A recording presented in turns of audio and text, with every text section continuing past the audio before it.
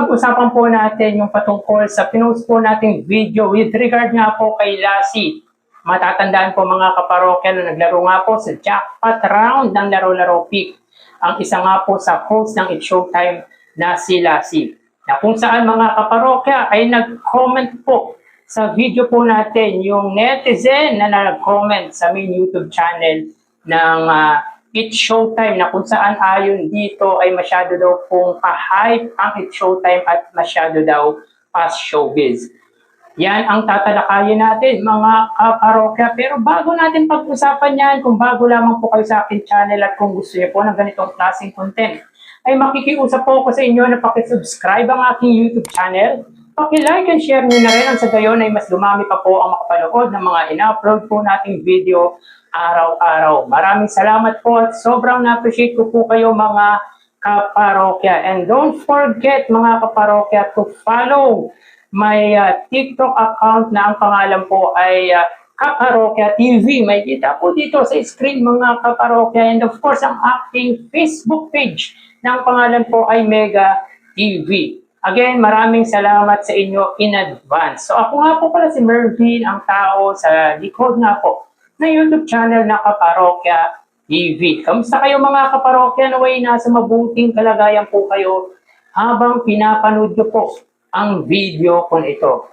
So mga kaparokya, kahapon or last Sunday nga po ay may in-upload po tayong video with regard nga po sa isa nga po sa host ng It's Showtime na si Lassie. Last Friday po ay siya nga po ang naglaro sa jackpot round ng Laro Pick. At tila may umalma nga po na isang netizen doon na kung saan ay hindi daw po patas si Lassie at ang It's Showtime sapagkat hindi daw po sineryoso. Yung po ang pagkakaintindi po natin mga kaparokya.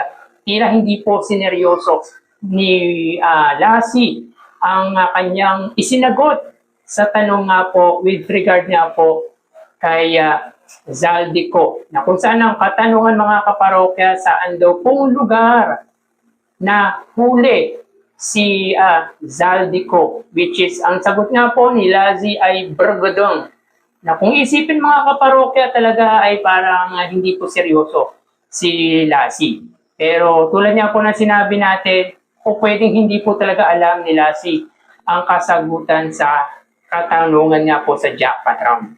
So yun nga po mga kaparokya, meron niya pong nag-comment sa video po natin at ang sabi nga po dito, dapat yung mga tanong ng Showtime hindi yun sa may mga isyong nangyayari sa ngayon, dapat iba na lang tinanong. Well mga kaparokya, dati pa naman po they ask about current events. Simula pa lang po ng It's Showtime or particular nga po sa segment na Laro-Laro Pick, nagtatanong na po sila about sa current events. So wala naman po tayo nakikitang mali patungkol nga po dito. Siguro mga kaparokya, isa rin po itong magandang way para ma-involve nga po ang tao sa mga nangyayari. Di lang po dito sa ating bansa, kundi sa nangyayari sa buong mundo. Pero again, wala po tayong nakikitang kamalian kung magtanong po patungkol sa kasulukuyang nangyayari ang It's Showtime, particular or especially nga po sa jackpot round ng nasabing segment. At sabi po mga kaparokya ng nag-comment sa main YouTube channel ng It's Showtime, thanks sa pag-recognize ng comment ko, masyado kasing pa-hype ang It's Showtime, pa-showbiz masyado ang mga host. So masyado daw pa-hype ang It's Showtime at masyado daw pa-showbiz ang mga host. Ang linaw ng tanong, lugar pinag-uusapan, tapos ganon ang isasagot. Ang yabang pa na nanunood ng news, kaya naniniwala ako na di niya talaga sinagot ng tama kasi darating ang amo niyang si Vice or si Vice Ganda para magpa-impress sa muling pagbabalik. Puro tirada pa sa gobyerno. Malayo talaga ang It's Showtime sa Itbulaga. Malayo si Vice Ganda sa TVJ. Akala mo kung sino malinis, may dumi din naman. Well mga kaparokya, para sa akin ay lahat naman po ay nagkakamali. Wala naman pong perfecto. But I stand with my opinion. He might not be known the answer for said question. Pero mga kaparokya, hindi ibig sabihin nun ay hindi po natin naiintindihan or hindi ko po naiintindihan yung point of view ninyo. Mahirap naman po talaga may pagsapalaran sa isang programa, lalo na't libo-libo nga po ang sumasali. Mapa-It Showtime po yan or Mapa-It Bulaga. Kumbaga mga kaparokya, lahat po yan ay nais magsipagwagi. Subalit, masakit, mahirap po talaga kung hindi siseryosohin ang kasagutan. Pero muli uulitin po natin, pwede po talaga na hindi nga po alam ni Lassie ang tamang sagot sa tanong nga po sa jackpot round ng Laro Pick. So sabi din po mga kaparokya ng isang netizen na nag-comment nga po sa previous video po natin, mali ka kaparokya. So sabi niya ay mali daw po ako. Siguro mali po talaga ako, hindi naman din po ako perfecto. Sinadya talagang di sagutin yon kasi kinabukasan present na ang amo niya. Sa backstage pa lang pinag-uusapan na yan. Ganyan mag-hype ang ABS-CBN. Halatado sila si Kinengkoy. Ang sagot, palibasa, Kengkoy ang mukha, pareha sila ng amo niya. At totoo naman, sinabi ng nag-comment na maraming umaasa at nagbabakasakali sa programa nila tapos ganyan ang isasagot. Hindi naman talaga patas yun. Di tulad sa 8 Bulga, patas sila. Pag di pwede, lalo na sa mga nakapila. Ibang-iba talaga ang 8 Bulaga sa 8 Showtime. So, yun nga po mga kaparokya, sabi niya po sa akin ay mali daw po ako. So, tulad ng sinabi po natin ay pwedeng mali po ako sa aking opinion or point of view.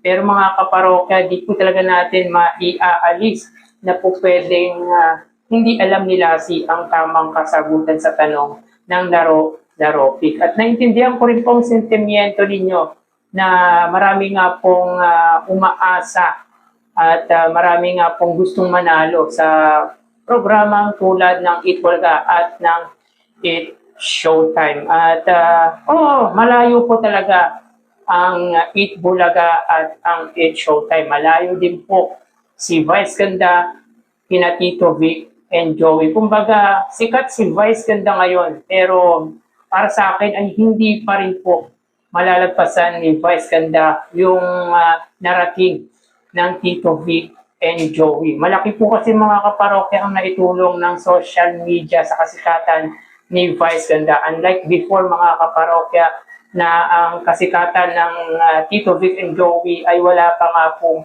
social media. Talagang authentic ang pagkasikat ng mga original host ng 8 Bulaga and of course ng 8 Bulaga mga kaparokya.